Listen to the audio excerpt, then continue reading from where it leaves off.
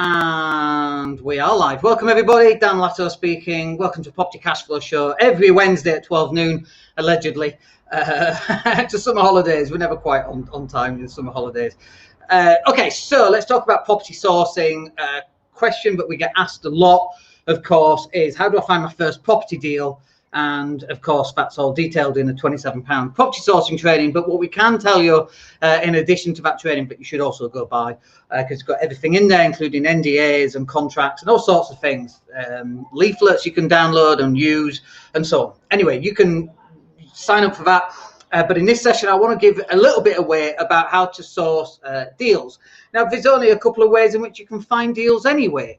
And in my experience, it's not finding the deal that's the problem, it's actually getting the deal across the line. So there's several steps that I want to talk to you about in today's session, specifically about how you get this deal across the line. And it is still to do with how to find your first deal, because this is what tends to happen. You might drop 20,000 leaflets and then you get a phone call. Now, I don't know about you, but if you've ever bought a second-hand car and you phoned the guy or photo trader, and it's like a private garage, so it's a garage sale, not a private seller, but it makes no difference. How do they answer the phone? Well, we all know when you're going out to buy a second-hand car from a garage, they go, huh?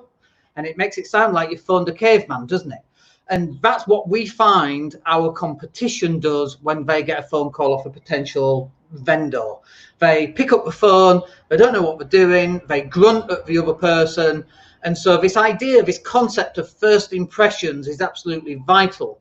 And if you remember, you've got you in the middle, you've got the person who owns the property, that's the house, and then you've got the person with the money, who's the property sourcer, who's looking. You're the person in the middle, okay? So if this person who's selling the house phones you up and you grunt at them, what do you think is going to happen? Like, they're not going to even believe that you're a bona fide business.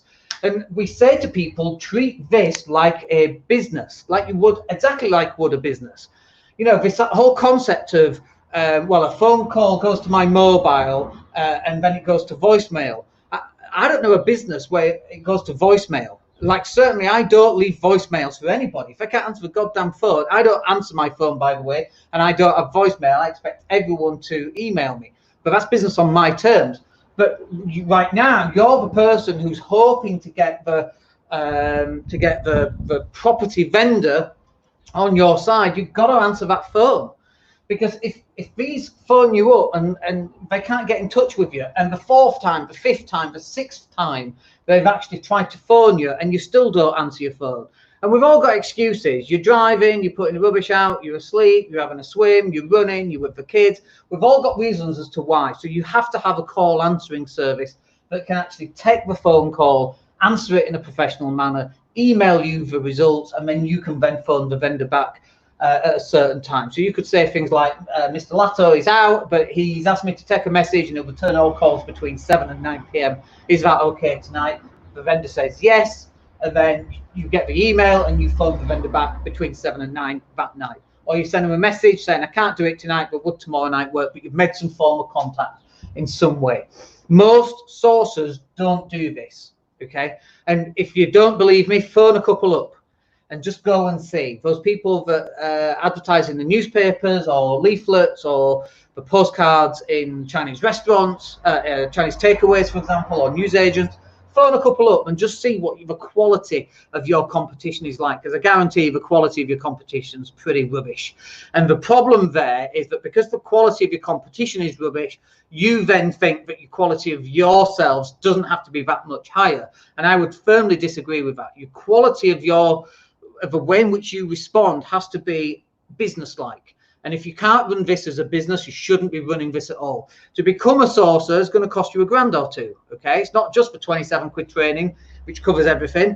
It's the insurance, the PRS, it's everything that you need to get compliant as a property sourcer. So if you're going to pay that amount of money to become a sourcer, you might as well answer your bloody phones properly, right?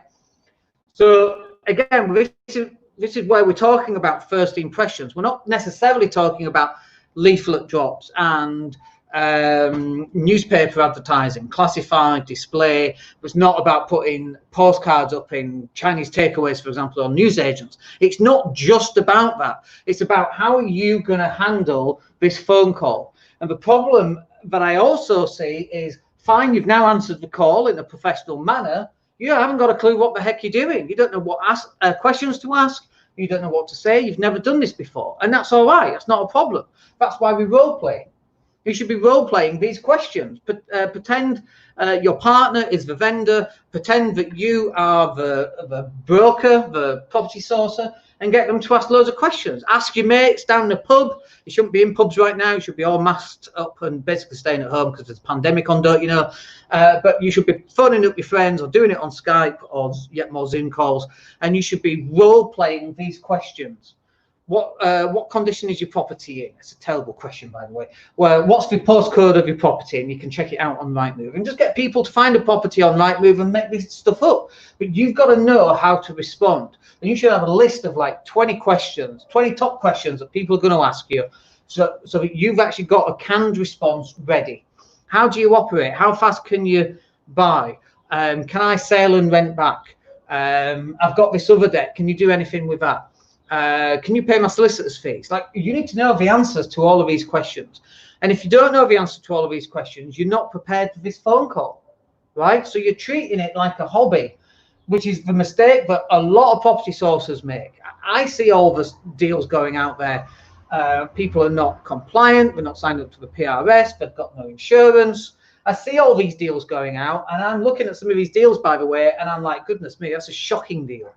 What do you mean they've sourced this deal? Now, don't get me wrong. I believe you can find great deals off Rightmove and sell them. I do believe in that, because if you're selling it to a busy doctor and it's a high yield deal, then great. The doctor hasn't got time to go and source that stuff. He's looking for people to introduce, or she's looking for people to introduce that stuff. I do believe you can do that, but you've got to be professional in the way that you're dealing with the vendor, and then you've got to be professional with the way that you're going to deal with your investor. And then this is the next part that I see people struggling with. So it's not just the marketing. Let me put that there. It's not just the marketing from you to them that's the problem, okay? It's not just that. It's how you actually handle yourself once you've got the phone call. Just generating a phone call is not a deal. Generating a phone call is just that. You've generated a phone call, a cold call. Nobody knows anything. We don't know a damn thing about this person.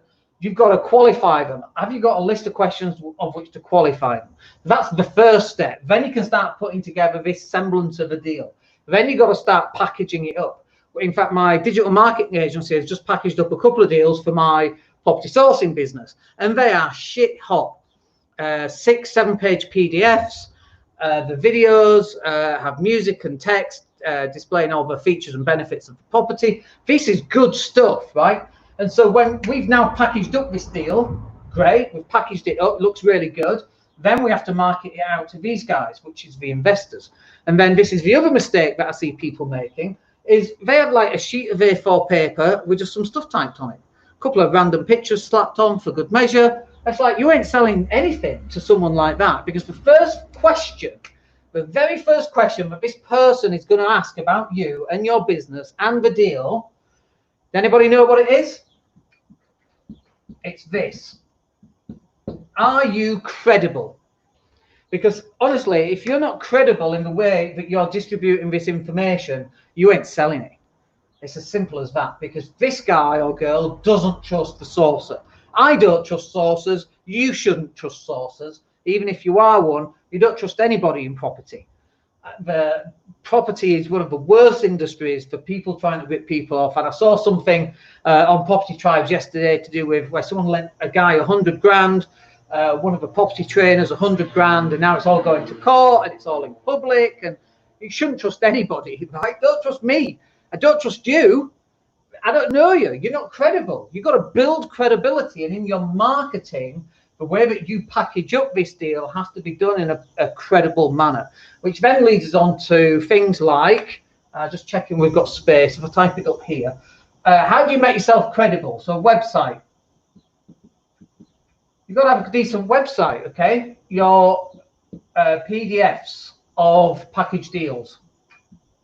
Packaged deals. So what's the first thing that someone's going to do? They're going to click on the link and they're going to go to your website. And if you've got a website from 1998 with no graphics on it and all text, then how credible is that? They're going to be asking, are you even still in business? Like, if that's the first thing that people ask about your website, that's not a good thing. That's a negative thing. You want people to go, that's a nice looking website. That's a professional looking website. That's clean. That's modernized. I can see recent posts going up. One of the business buying companies that we own, we just hopefully touch wood again, it's fallen through twice, so hopefully it's going to go for a third time. But on that one, we created a website a couple of months ago, just knocked it together. We're now going through and re-updating that website. And in addition to that, we are posting lots of news in that specific industry, because that's the industry that we want to attract. So when people land on my website for that particular industry, they can see that we're credible. We're also creating like a 6-page company brochure, so that they can see it's not a package deal because it's a company brochure, but they can see that we've spent money on it, we've created this thing, and that builds yet more credibility. And then the next thing you're going to want is some sort of social proof. So social proof are things like testimonials. They don't have to be written, they don't have to be videos, they don't have to be anything. You just got to have them in some way. It can be just someone's name, easy to deal with, 5 stars. With it as a text. You don't need someone's picture on there, but you have to have some form of social proof.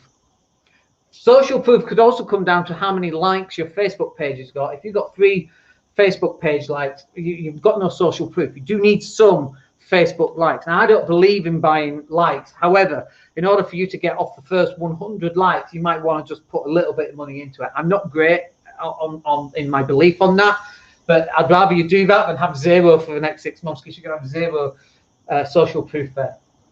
When you're buying 20,000 page likes, you ruin your algorithm, by the way. So that's why we don't recommend it. And also it's cheating. But just to get a little bit of social proof, you might want to consider that. That's not advice, by the way. We don't recommend any of our clients buy anything.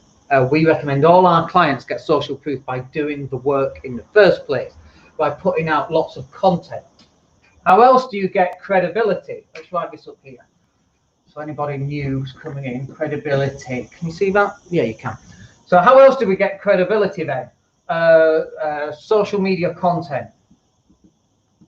So we post out a ton of videos and a ton of images from people. My watch is telling me I'm having a workout right now. Must be expending a lot of energy stood up writing on a board. But we post out a lot of social media content for images, for videos, for new deals that we get along, for motivational quotes, although they're not worth anything these days.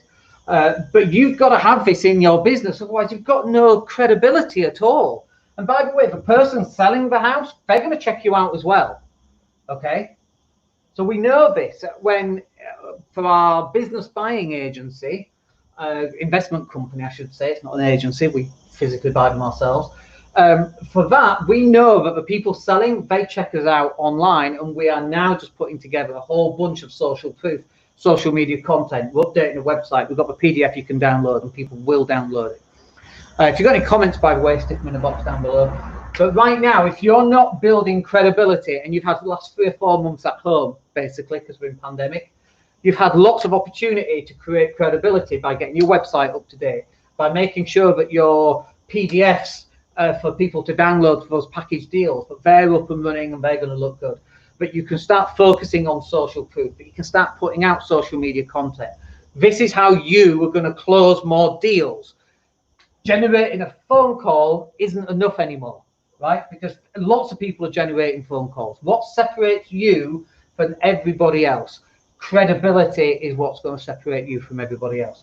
Get your website up to date, get some nice looking PDFs create some social proof, get some people to say what a nice person you are. But they've known you for a long time, and you always say what you're going to do, you always keep your word. Even if it's nothing to do with actually buying property, but you keep your word, that's better than nothing. As long as you're honest about it, right? I'm not saying that you're not, that you're dishonest in any way. Social media content. Start posting about your journey. Going to view 3 more properties today. Hopefully we'll get one. If you're an investor looking for high yielding properties, then hit me up, come and join our mailing list, and we'll add you onto it. And if one of these deals works, then I'll email you, let you know all about it, and you can be the first in the list. Like saying stuff like that on a live video on every property that you go view, that's exactly what you should be doing. Okay, that will do us for today. No questions coming up. So hopefully, fingers crossed, we'll be live again on Friday. I'm just seeing where I am on Friday. I think I'm here. So Friday is Mindset and Hustle show. Come and join me for that. Other than that, I hope that's useful. Go buy yourself a £27 property sourcing product if you haven't already. And that will be, all of this is included in there anyway, but it goes into a lot more detail than we can go through in a Facebook Live. Anyway, hope that's useful for you. Come and join me on Friday and we'll speak to you then. My name's Dan Latto. Take care.